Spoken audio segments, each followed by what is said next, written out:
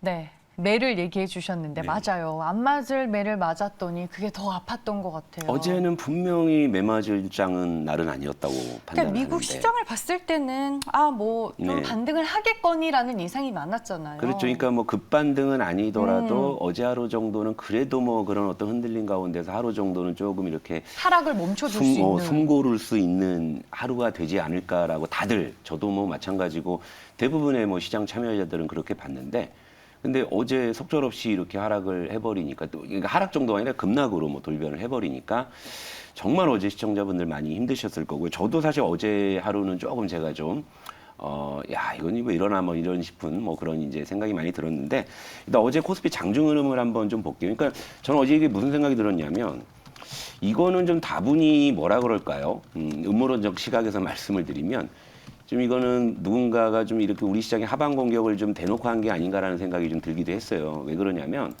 자, 장 초반에 뉴욕 증시 급등을 안고 출발했잖아요. 그래서 이제 9시 3분에 이제 고가가 형성이 됐는데 뭐 그 뒤로 그냥 쭉 빠지는 거예요. 중간에 뭐 이렇다 할 뭐 반등 시도조차 없이 그냥 쭉 빠지고 잠깐 이제 멈추나 싶었는데 오후 2시에 이제 여러분들 시장 갑자기 급락할 때 이거 뭐야 뭐 다들 이제 좀 혼란스러우셨을 텐데 이때 이제 그 모더나 CEO의 그 발언이 이제 전해지면서 이 오미크론 변이가 지금 백신에 안 먹힐 수도 있다 뭐 이런 얘기가 전해지면서 또다시 뭐 낙폭이 이렇게 커지는 이런 상황이었죠. 그러니까 어제 시장은 사실 요 구간도 좀 이해가 안 되기는 해요. 요 구간도. 근데 이제 또 공교롭게 또 따지고 보면은 어제 같은 경우에는 왜 갑자기 골드만삭스가 우리 시장에 이제 중립 의견을 냈을까부터 해서 여러 가지 또 이제 그런 어떤 퍼즐들을 맞춰보게 되면 다분히 좀 이제 이건 누군가의 좀 의도적인 일단 하방에 대한 액션이 아니었나 이런 생각이 드는데 요거는 요걸로 한번 제가 여러분들께 한번 좀 근거를 제시해 드릴 수 있을 것 같아요. 어제 코스피의 장중 흐름하고 외국인의 선물 매매 동향을 한번 좀 겹쳐보게 되면은 이제 요런 어떤 시나리오가 좀 설득력이 좀 있긴 할 겁니다. 요걸 좀 봐주시면 어제 외국인 같은 경우에는 장 시작하자마자 뭐 이 선물을 계속 좀 매도해서 혹시 표가 준비가 안 돼 있으면 제가 이거 차트에서 구현을 해드릴게요. 나왔다.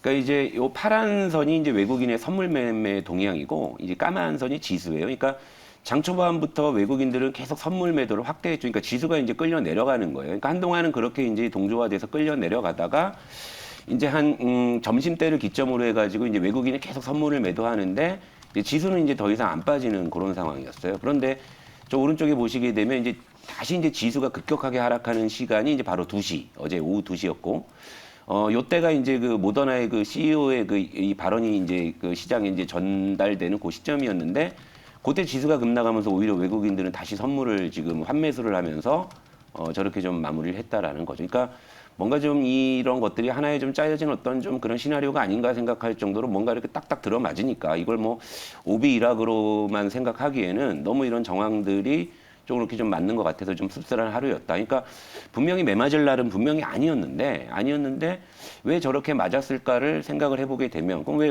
어제 외국인은 장 시작부터 그러니까 여러모로 봤을 때는 시장이 반등할 수 있는 자리였는데 근데 그리고 어제 뭐 리밸런싱 이슈도 있고 뭐 이제 간밤에 또 이제 파월 의장의 어떤 이런 그 오미크론에도 불구하고 이 테이퍼링은 뭐 조속하게 뭐 마무리하겠다 이런 발언이 좀 이제 하락에 조금 더 뭐 무게를 좀 더했지만 일단 그게 아니라 하더라도 어제 시장은 좀 납득하기 어려운 좀 그런 상황이었다라는 점을 여러분들께서 조금 보셨으면 좋겠고 근데 이런 겁니다. 그러니까 시장이라는 게 어쨌건 어떤 힘의 논리로 봤을 때는 힘이 가장 강한 사람이 또 의도하는 방향으로 움직이기도 한다라는 게 사실은 뭐 시장의 어떤 뭐 암묵적인 정설이기도 하니까 어제 같은 경우에는 여러분들 좀 억울하실 수도 있고 저 역시도 좀 억울하죠. 그런데 중요한 건 이제 이런 구간에서 여러분들이 또 다시 이제 흔들리고 이제 마음만 계속 이제 불안해 하시는 것보다는 왜 그 매를 맞았는지 안 맞아도 될 매를 왜 맞았는지 이 부분도 제가 이제 체크를 해드리는 거죠. 근데 어제 아무리 봐도 저거 이외엔 다른 걸로 설명이 잘 안 되니까 저 부분을 여러분들께 말씀드렸고 네.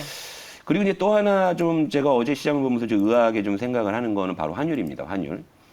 어제 시장이 급락을 했어요. 급락을 했는데 환율이 떨어졌어요. 오히려 떨어져 버렸어요. 그러니까 워낙 강세가 됐다라는 거죠. 보통 그렇게 시장이 급락을 하면 환율이 치솟아야 되는데 어제는 거꾸로 떨어져 버린 거예요. 그래서 어제 1,190원을 하회를 했고 여기에선 더 떨어졌습니다. 1,182원에 지금 움직이고 있는데 자 얼마 전에 기억하시죠 여러분? 금리 인상을 했는데도 환율이 올랐잖아요. 그죠? 근데 또 이번에 또 시장이 급락을 하는데도 환율이 오히려 떨어져요. 그러니까 이제 이 부분은 어떻게 좀 찾아봐야 될까? 그러니까 아침에 확인을 해보니까 뭐 일시적으로 이제 그 우리나라 이제 한국 국채 매수가 일시적으로 집중이 됐다. 그래서 이제 요것 때문에 이제 원화 환전 수요가 좀 있었다. 뭐 그래서 요것 때문에 이제 일시적으로 좀 이제 강세를 보였다. 이제 요런 이제 분석들이 있어요. 근데 그럼 그럴 수는 있겠구나. 일시적으로 원화 수요가 늘었어. 근데 그걸 채권을 살려고 했어. 근데 이제 채권이라는 건 뭡니까, 여러분? 안전자산이잖아요. 안전자산. 또 이것도 이제 뭔가 좀 묘한 어떤 그런 생각이 들게 만드는 거죠. 그러니까 환율이 시장이 주식이 급락하는 와중에 환율이 같이 떨어졌는데, 근데 이 환율이 떨어진 배경을 찾아보니까 이게 이제 대한민국 국채를 또 일시적으로 대거 매수하는 또 그런 수요였다라고 했을 때는, 그럼 외국인들이 갑자기 우리 시장에서 왜 갑자기 이 국채를 많이 매수했을까? 그러니까 채권 같은 경우에 대표적인 안전자산이기 때문에 또 네. 이런 식으로 또 자금의 로테이션이 있는 것일까? 뭐 이런 것들의 어떤 추론이 좀 가능하겠죠. 그러니까 지금은 어떠한 특정한 지표들을 봤을 때 이게 어떠한 하나의 어떤 좀 공통적인 어떤 특징을 가지면서 한 방향으로 움직여지게 되면 그게 바로 시장의 방향으로 예측이 가능한 거거든요. 근데 지금 시장의 방향을 나름대로 결정지을 수 있는 여러 가지 지표들이 지금 다 따로 놀고 있다. 그러니까 지금 이제 시장은 사실 예측이 굉장히 좀 무의미하고 그때그때 심리가 움직이는 그런 방향으로밖에 갈 수가 없다라는 거죠. 그러니까 지금은 좀 시장 예측은 상당히 어렵고 어떻게 보면 또 무의미할 수 있는 거죠. 왜냐 어제 같은 경우에도 우리 그거 겪었으니까. 그러니까 지금은 시장 전체보다는 결국엔 좀 디테일에 집중할 수밖에 없다. 이런 생각이 좀 많이 들고 어쨌건 저도 최근에는 좀 디테일에 이제 집중을 하면서 뭐 이제 뭐 NFT나 메타버스 뭐 이제 코로나 뭐 확산 수혜주 뭐 이쪽으로 여러분들께 좀 이제 범위를 좀 좁혀드리고 있으니까 당분간은 이런 쪽에 좀 집중해서 대응을 하고 그 다음에 이제 포트 점검을 좀 이제 할 수밖에 없는 거예요. 그러니까 어제 같은 경우에 어떤 좀 이 현상들이 있었냐면 몇 달 전에 제가 점검을 해드린 분이 몇 달 뒤에 저를 다시 찾으시는 거예요. 그러니까 그때 못했다고. 그럼 지금 상황은 더 나빠지셨을 거 아닙니까? 그러니까 이런 고민들도 있으실 거예요. 근데 제 경험을 말씀드리자면 저도 여러분들처럼 주식 아무것도 모르던 시절에는 정말 계좌가 뭐 반토막, 3분의 1토막 뭐 났던 적도 있었어요. 근데 이제 그걸 어떻게든 극복해내서 여기까지 왔는데 여러분들이 이제 지금은 어쨌건 속상해 하시는 것보다는 지금 상황에서 내가 무엇을 해야 될지에 조금 더 집중하시는 게 필요하다. 이렇게 좀 말씀드리겠습니다. 네, 알겠습니다. 어제 시장에서 정말 수상한 점들이 네. 예상대로 흘러가지 않은 부분들이 많았기 때문에 저희가 그런 것들을 하나씩 좀 짚어봤고 시간이 많이 지났네요. 그러네요. 예. 네, 종목 저희가 AS 해야 될 것 같은데 플레이 위드 어제 상한가 갔어요, 사장님. 플레이 위드가 네. 이거 우리 퍼스트 클래스 어쨌건 건드렸던 종목 중에 첫 상한가 같은데 차트 한번 볼게요. 그러니까 네. 시장이 오를 때는 NFT 메타버스 그리고 시장이 빠질 때는 이제 코로나 확산 수혜주 이쪽에 공식을 세웠는데 어제 시장이 다 빠지니까 이제 그게 일단 안 먹히긴 했습니다만 일단 아직까지 저는 이제 그런 가설을 두고는 있어요. 근데 뭐 플레이 위드는 사실 어제 상한가를 누리신 시청자분들은 저는 이거는 여러분들이 잘 이제 보유하셔서 저는 그렇게 했다고 봅니다. 일단 저는 한 번의 목표가를 달성하고 소기의 목적을 달성했기 때문에 이제 졸업을 시킨 거고 그 뒤에 제가 뭐 지나가듯이 요 정도면 재접근이 가능하다 정도만 말씀드린 거지 뭐 이 시세를 뭐 어제 끝까지 누리셨다면 이건 시청자 여러분들의 어떤 그런 판단에 의해서 하신 거기 때문에 제가 이걸 가지고 생색을 낼 수는 없는 거라고 생각을 합니다. 근데 다만 중요한 건 지금 시장의 어떤 상황들이 결국에는 시장이 좀 안정될 때는 NFT나 메타버스 쪽이고 안 될 때는 이제 코로나 뭐 확산 수혜주 쪽이라는 것을 좀 상징하는 좀 그런 의미가 있다. 네. 이렇게 좀 말씀을 좀 드리고 싶고요. 그래서 요거는 뭐 지금도 보유하고 계신 분들이라면은 일단은 좀 분할 매도하면서 차익 실현을 좀 제시를 해드리고 어제 이제 좀 말씀드렸던 ECS가 어제 코로나 좀 확산주가 대체로 좀 안 좋아가지고 어제 하락이 크게 나왔는데 요거 말씀드릴게요.